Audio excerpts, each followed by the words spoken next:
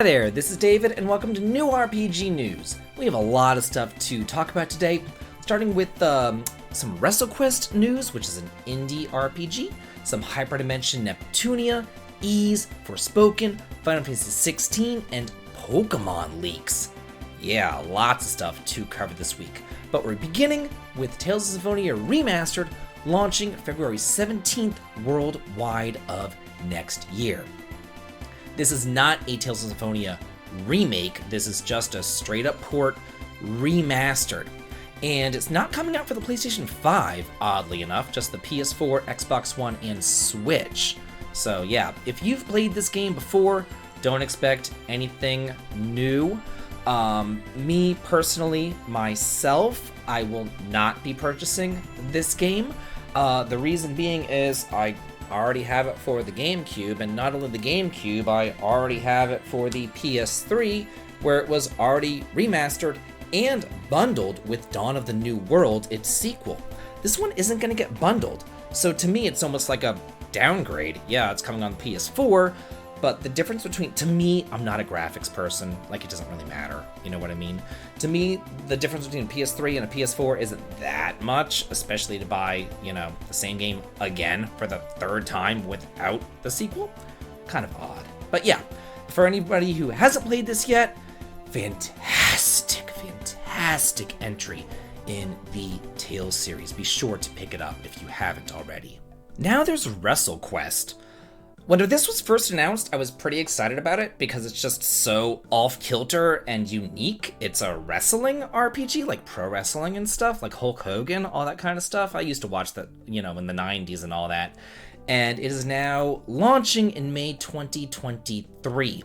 When this was first announced, it was just kind of announced, and then we didn't hear anything about it. Now it's launching next year for the PS5, Xbox, PS4, Switch, and PC. We have an overview of the game. It says, Powerbomb and pile drive your way through a massive pixel art universe where professional wrestling and RPG fantasy collide. Take a hero's journey in tights. Upgrade from aspiring rookie to world champ by training, learning, glamming, and slamming to the top of the pro wrestling food chain. It says draw inspiration from wrestling icons like Jake the Snake Roberts, who I've never heard of, Macho Man Randy Savage, who I have heard of, as well as Andre the Giant from The Princess Bride. Explore different worlds based on their lofty careers. Classic RPG combat meets wrestling moves, match styles, gimmicks galore. Like, this seems just fun and off-kilter and lighthearted. And that's the type of RPGs that I like. Not everything has to be so super serious all the time, you know? Here's something that you don't really see me talking about all that much, which is Hyperdimension Neptunia. But Sisters vs. Sisters is launching January 24th in the West in a standard, limited, and digital deluxe edition. I don't really have much experience with Neptunia. I don't really like the Neptunia series, but I'm putting my biases aside for the greater good and just letting you know that this exists. It's launching for the PS5, PS4, and PC. So yeah, it has this digital deluxe edition. I don't really understand why somebody would buy a digital deluxe edition. Like, to me, if you're gonna buy a deluxe edition, make it physical. Why is it digital? That's just me. My experience with the Neptunia series starts and ends with Hyperdimension Neptunia MK2 for the PS3. People were going on about this game at the time, saying that even if you didn't like Neptunia, give this one a shot. It was better. Did. Bought it.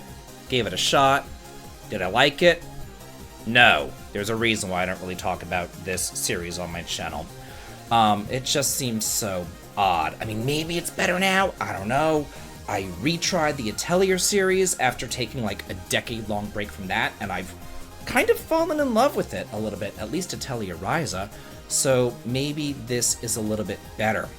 Oh, but it looks like there is a physical limited edition that has an art book, a steel game case, there's the game collector's box, official soundtrack, and a large mouse pad. So there is a physical edition, and then there's a digital edition as well of this Hyper Neptunia Dimension Sisters vs. Sisters game. We have some more Forspoken news with a new Forspoken trailer deep dive exploring Athia.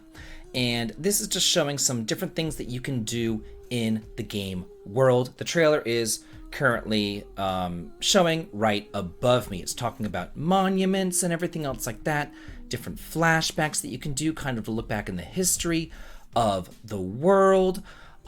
This game, it's like, at first I was just kind of like, but the more that I see about it, the more I'm really intrigued by it. It looks like Square's take on a Western RPG, Square's answer to Oblivion or Skyrim or Elden Ring, something like that, where you control Frey and she's a geomancer and she can kind of use the landscape and cast magical spells and, attack using, vines or fire or, blasting them with water if she's by a lake or something like that. It seems really freaking cool the more that I see it, and we're getting a slow drip of information about it. She even has magical cats and familiars, so rather than controlling a typical warrior like you would in these more Western RPGs, you're controlling a mage or a hybrid character,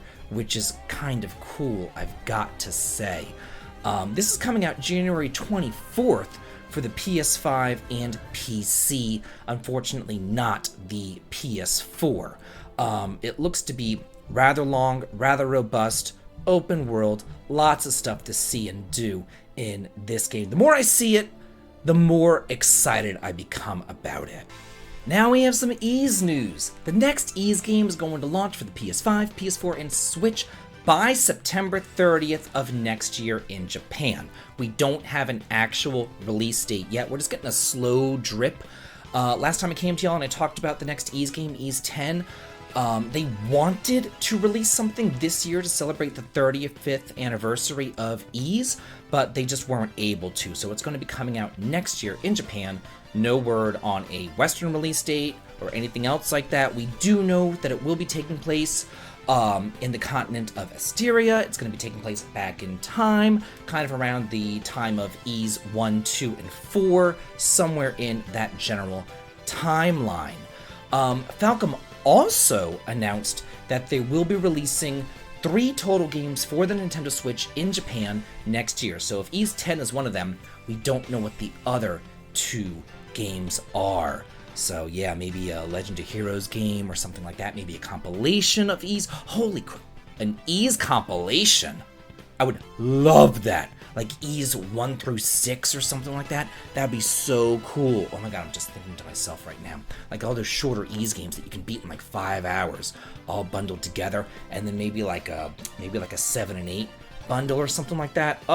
Maybe redo Ys 7 and put that on the Switch, because that was kind of just relegated to the PSP. Maybe like an Ys 1, 2, and 4 together bundle. It could be all Ys all the time. I would love it, love it, love it. Love some Ys. Final Fantasy XVI game length clocks in at around 35 to 40 hours with a new game plus, and that's just the story. If you do the side quests, it's going to take about double the amount of time. And me personally, that's a good thing. I think that between 30 and 40 hours is kind of the sweet spot for a JRPG. The time of a JRPG being 80 plus hours, 100 plus hours, for me personally, is long gone. I don't have the time for that anymore, but I can invest this length of time into something fantastic. We already know that this game is roughly almost done. It's like 95% done, I believe that they said, and they're just kind of working on fine-tuning and tweaking. So in an interview, the game director said, "The truth is that during the campaign, there will be a lot of optional content to explore. At the moment, we don't have a precise estimate, but completing the multiple secondary content, the duration should be around 70 hours. Once the game's finished, there will obviously be a new game plus that will offer the possibility of refacing the story with enemies that are more powerful. Of course, we've included some level content tailored to those who love difficulty that will push them on to hone their skills. It would make me very happy if players put themselves to the test with New Game Plus, and then they show off their extreme gameplay on live streams." So yeah, I am definitely looking forward to Final Fantasy XVI.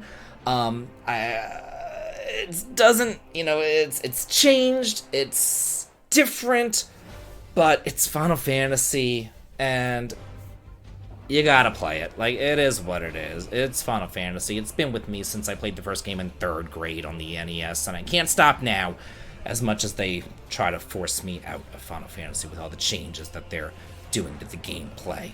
But yeah, still looking forward to this one. And now for our last bit of news. There has been a leak in regards to Pokemon Scarlet and Violet, leaking various evolution designs. And I don't want to spoil anything here. I don't want to show any of the evolutions. I don't want to do anything like that. I just want to make you aware that this leak is a thing. So if you want to go into Google and, Google Pokemon Scarlet and Violet leak, it's all right there for you. This game is coming out in November 18th, so really soon. And I've heard, I don't know myself because I haven't downloaded it, but I've heard that the game is actually out there in the wild as well. So this leak is pretty much confirmed. It says that a lot of people don't seem to like the evolutions of really any of the starting Pokemon at all. To me, again, I'm not really a graphics person. Like, to me, I'm all about the gameplay. And if the gameplay is good and I like the moves and how they work in battle, I'll use whatever. I don't care what they look like. So that's just me. It says that some of the starters look like hell.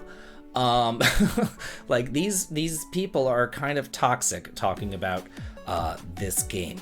But there are some good comments. It says there's plenty of excitement around other reveals.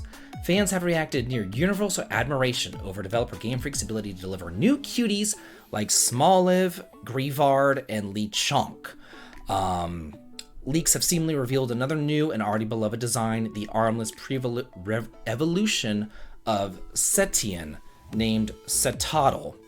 Then it says that leakers have also speculated that there will be a special past and future forms for certain Pokemon in each game's version, which is a nod to the forthcoming game's past and future theme, and that the leakers are calling them Paradox Pokemon. In that batch of leaks, fans saw a badass robot Delibird and a lizard-like neon Salamence. Fans have expressed excitement for ancient forms of the Paradox Pokemon like Salamence, Volcarona, and Donphan. So, yeah, then it says that some fans have even taken to TikTok comments to say that they'll pick Scarlet over Violet in case the ancient forms are exclusive to that particular version. So yeah, this is all leaks, this is all rumors, take it with a grain of salt. The game is coming out the 18th, and I will more than likely be picking it up because Pokemon Arceus kind of got me back into the game. I haven't really liked Pokemon all that much for decades, but I kind of like the way that the games are going now. That's just me. Let me know what news stories you are most excited about, what you're most looking forward to, and if you have anything that you want me to cover next week, let me know in the comments. And as always, have a good day.